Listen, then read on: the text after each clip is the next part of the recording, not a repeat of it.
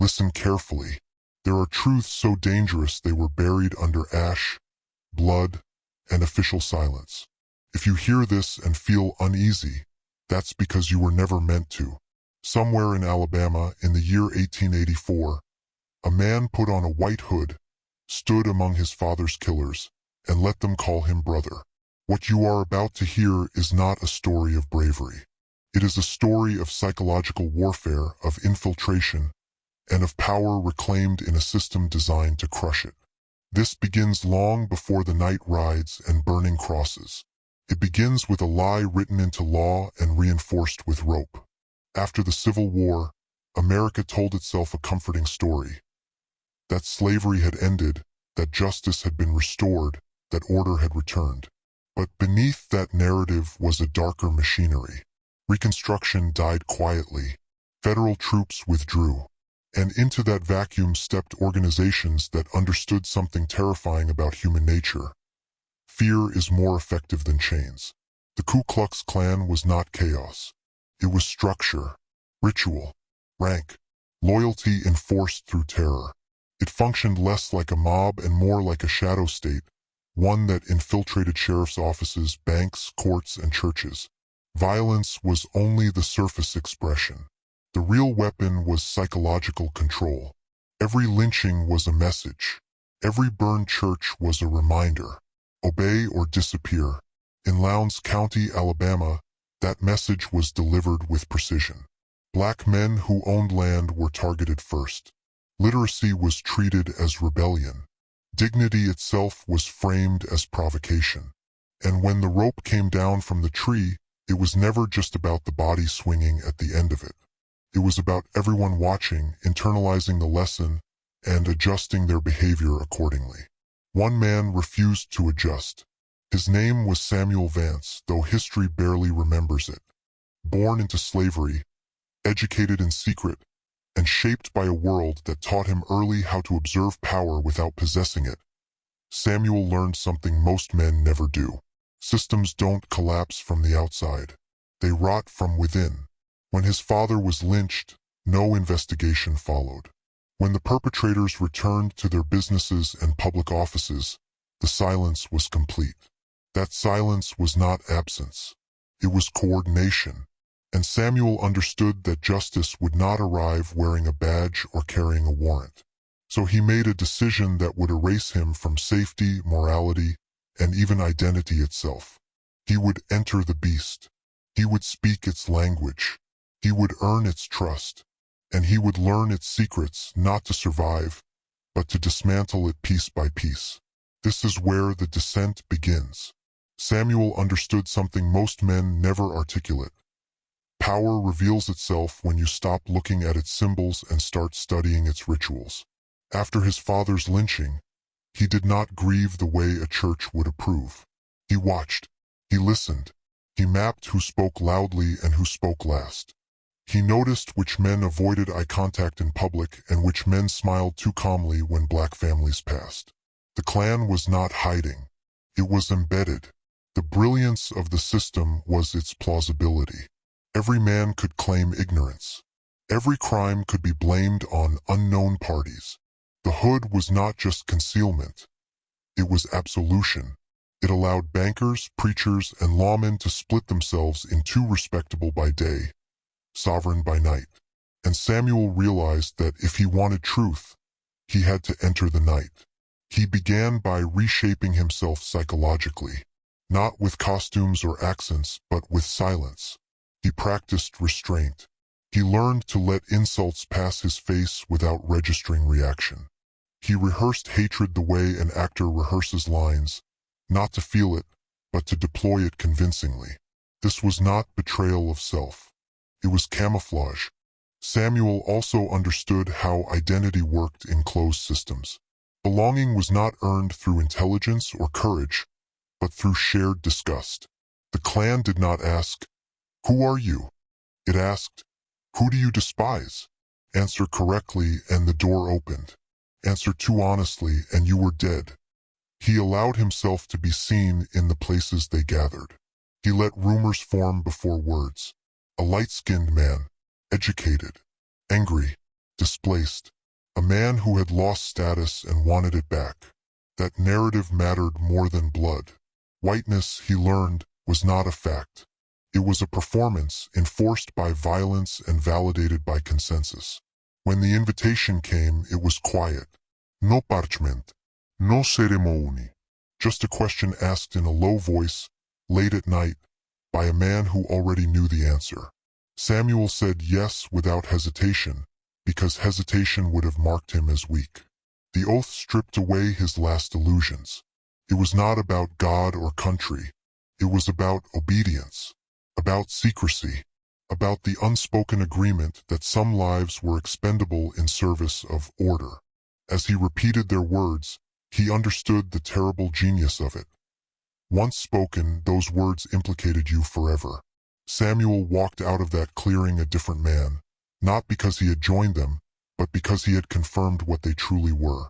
Not monsters, managers, administrators of fear. And he now had access. Inside the clan, Samuel saw the machinery from the control room. Meetings were less chaotic than outsiders imagined. They followed agendas. Names were discussed, properties marked, warnings planned. Violence was calibrated, not random. Too much blood drew attention. Too little invited defiance. This was governance by terror optimized through experience. What shocked Samuel most was not the hatred. It was the banality. Men debated lynchings the way merchants debated prices. They argued about timing, weather, optics. The rope was a tool.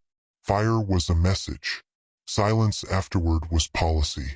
And everyone understood their role without it ever being written down. He learned that his father's death had not been personal. That truth cut deeper than rage. The lynching was not about vengeance or even accusation. It was administrative. Correction. A reminder to others who might forget the boundaries of their assigned place. His father had been selected, not hated. This realization hardened Samuel. It stripped away the last temptation to seek moral high ground. You cannot shame a system that does not see you as human. You can only disrupt it. He began collecting details the way a spy collects codes. Who attended which meetings? Who arrived late? Who drank too much and talked too freely? He learned which men feared exposure more than prison, and which relied on their public respectability as armor. He learned the leverage points. Samuel also learned how the system protected itself. Sheriffs delayed investigations. Coroners falsified reports. Newspapers softened language until murder became misadventure. This was not a conspiracy in the modern sense. It was alignment, everyone benefiting from the same lie. The deeper he went, the clearer the truth became. The clan was not an anomaly. It was an enforcement arm, a way to do what laws could no longer openly do. And men like Samuel were meant to exist only as warnings. But warnings can be inverted. He began feeding information subtly. A delayed message here, a misdirected patrol there. He never acted directly. That would have exposed him. Instead, he allowed the clan's own paranoia to turn inward. Anonymous notes, whispered suspicions, small inconsistencies planted like splinters. Power structures collapse fastest when they no longer trust themselves. Samuel did not seek blood. He sought fracture, and fracture is always invisible at first. By the winter of 1884, the system began to show stress fractures. Meetings grew tense. Men accused one another of loose tongues and divided loyalties. Operations failed in small but noticeable ways. Targets escaped. Messages arrived late. The machinery misfired, and no one could explain why. This is where you must understand something critical. Control systems rely on identity reinforcement. The clan survived by convincing its members they were chosen, unified, and invulnerable. Once doubt entered that equation, the violence lost its precision. Fear turned inward. Samuel watched this transformation without satisfaction. He was not intoxicated by revenge. He was focused on outcome. He understood that collapse would not come from a single dramatic act, but from erosion, from men fearing exposure more than they desired dominance. At this point in the story, pause with me. If you understand what is happening here, if you see how identity, secrecy, and fear are used to shape behavior, leave a comment with the phrase, "I see the pattern." Write it twice. Not for me, for yourself. Because once you see it, you cannot unsee it. I see the pattern. I see the pattern. That phrase is not symbolic. It is diagnostic. Back in Lowndes County, consequences began arriving disguised as accidents. A fire where records were kept. A fall from a horse at night. An unexpected illness. Each incident isolated. Together, a pattern no one dared name. The newspaper called it misfortune. The clan called it coincidence. But meetings stopped. Men withdrew. Attendance dropped. The clearing grew quiet. Samuel did not attend the final gathering. He did not need to. The system had already begun consuming itself. Suspicion replaced solidarity. Silence replaced confidence. The hood, once a symbol of unity, became a liability. By spring, the night rides ceased. Not because justice prevailed, but because fear had changed direction. Samuel disappeared shortly after. No records. No speeches. No legacy carved in stone. That is the final cruelty of systems like this. They erase those who defeat them. But erasure is not failure. Sometimes it is proof of success. Years later, officials sealed documents connected to that period. Coroner's reports delayed. Land records altered. Names omitted. History cleaned itself the way it always does, by removing evidence that threatens the narrative of order restored. The silence returned, thicker than before. But silence is not absence. It is storage. What Samuel accomplished was not justice in the conventional sense. No trials. No confessions. No redemption arc fit for textbooks. What he achieved was disruption. He proved that even the most brutal systems depend on belief, coordination, and trust. Undermine those, and the structure collapses under its own weight. This is the part they do not teach. Power does not fear resistance as much as it fears comprehension. Once a man understands how control operates, he stops reacting emotionally and starts acting strategically. That is what makes him dangerous. The myth is that Samuel was exceptional. The truth is more unsettling. He was observant, patient, willing to sacrifice comfort, identity, and safety to achieve an outcome that would never credit his name. That is not heroism. That is mastery. And mastery is what institutions fear most. The Klan did not vanish from America. It evolved, changed language, adjusted optics, but its core mechanisms, othering, ritualized belonging, plausible deniability, remain visible to anyone trained to see them. The question is not whether such systems exist. The question is whether you recognize them when they do. This story is not about the past. It is a manual disguised as memory, a warning wrapped in history. Samuel's lesson was never about revenge.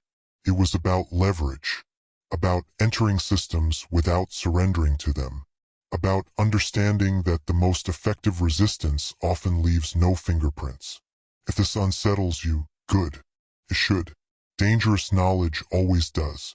And once you've heard it, you are no longer the same man who clicked play. There is a reason stories like this feel heavy in the chest instead of inspiring in the mind. They confront a truth most men instinctively avoid. Morality does not dismantle power. Understanding does. Samuel's disappearance was not an escape. It was the final phase of the operation. Visibility would have undone everything. Martyrs rally systems. Ghosts destabilize them. In the months after the Klan's collapse in Lowndes County, something subtle happened. Black families began to act differently, not boldly, not defiantly, but with a quiet recalibration. Land was held, not flaunted. Literacy continued, but privately.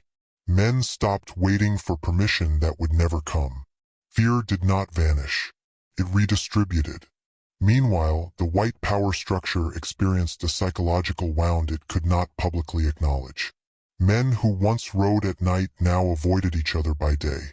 Every glance carried suspicion. Every handshake felt like a test. They had learned, without ever admitting it, that their secrecy was penetrable. That realization never leaves a man. This is the hidden consequence of infiltration. It does not just stop actions. It rewrites expectations. Once a system learns it can be entered, mimicked, and turned inward, it must either evolve or harden into something more brittle. In Alabama, it did both. Violence became less theatrical, more bureaucratic. Control shifted from ropes to paperwork, from night rides to zoning laws and credit systems. That transition matters, because it reveals the true nature of domination. It is not hatred that sustains it. Hatred is inefficient. What sustains it is administration, process, normalization, the ability to harm without appearing to do so. Samuel understood this before the language existed to describe it. He did not attack the Klan's ideology. He attacked its operations. He introduced uncertainty into a system that required certainty to function. And once uncertainty took root, the violence lost its rhythm. Men often ask why history seems to repeat itself. It doesn't. It refines. Each iteration becomes quieter, cleaner, easier to deny. That is why stories like this are buried. Not because they are embarrassing, but because they are instructive. Samuel's real threat was not that he killed anyone. It was that he demonstrated a method. Observe, assimilate, disrupt, exit. No eslogans, no applause, no trace. That method remains dangerous. Now, pull back from Alabama for a moment and look at the architecture beneath the story. This is not about race alone. Race was the interface, not the engine. The engine was hierarchy maintenance. The tools were fear, secrecy, and shared guilt. Those tools are universal. They reappear wherever power feels threatened. Every closed system develops rituals to test loyalty. Every hierarchy creates an outgroup to define itself against. Every enforcement arm convinces its members they are preserving order rather than committing violence. These are not historical quirks. They are patterns. Samuel did not dismantle the pattern. He exposed it. And exposure is always the first step toward resistance that actually works. Here is the uncomfortable part. Systems like the Klan rely on men who believe they are insignificant. Men who think history happens above them, beyond them, without their participation. Samuel rejected that lie. He understood that proximity is power, that being inside the room matters more than shouting outside it. This is why institutions fear insiders who cannot be fully owned. Whistleblowers, double agents, men who learn the language but refuse the belief. They are uncontrollable because they cannot be predicted by ideology alone. Samuel paid a price for this knowledge. He lived the rest of his life without recognition, without safety, without the comfort of being known. But he also lived free of illusion. He knew exactly how fragile the giants were. If the story resonates, it is because you recognize the mechanism. You have seen versions of it in your own time: corporations, governments, social movements, online mobs. Different uniforms, same structure, same psychology. The lesson is not to infiltrate everything. The lesson is discernment. To know when you are being managed through fear. To recognize when outrage is being used to bind identity. To understand that secrecy always serves someone, and it is rarely you. Samuel never wrote a manifesto. He left no instructions. But the blueprint is there for anyone willing to read between the lines. Power wants you loud, reactive, predictable. It fears you calm, observant, and strategically silent. That fear is earned. This is where the story ends, not with resolution, but with responsibility. Because once you have seen how control systems operate, you are no longer innocent. You cannot unlearn the pattern. You can only decide what to do with it. Samuel's life was not a victory lap. It was a withdrawal. He did not rebuild the world. He survived it with clarity and tact. That may not sound heroic, but it is rare. Most men trade clarity for comfort. He refused. History remembers wars, speeches, and visible revolutions. It forgets the quiet men who altered trajectories without announcing themselves. That forgetting is intentional. It keeps the public focused on spectacle instead of mechanism. The dangerous knowledge here is not that evil exists. Everyone knows that. The dangerous knowledge is that evil organizes itself efficiently, and that efficiency can be disrupted by individuals who understand its internal dependencies. Samuel proved that systems enforcing domination are only as strong as their trust networks.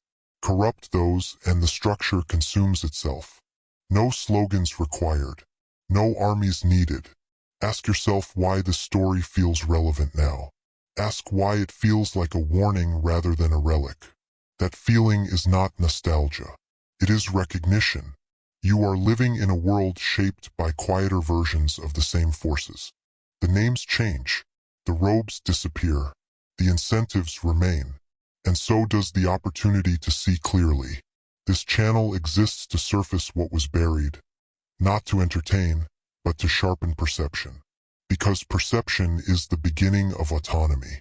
And autonomy is always the real threat. If you carry one thing forward, let it be this: never confuse visibility with power or noise with impact. The most decisive moves are often invisible to everyone except the system they dismantle. Samuel walked among his enemies, learned their rules, and left them weaker than he found them. History erased his name, but the lesson survived. And now, so does the burden of knowing it.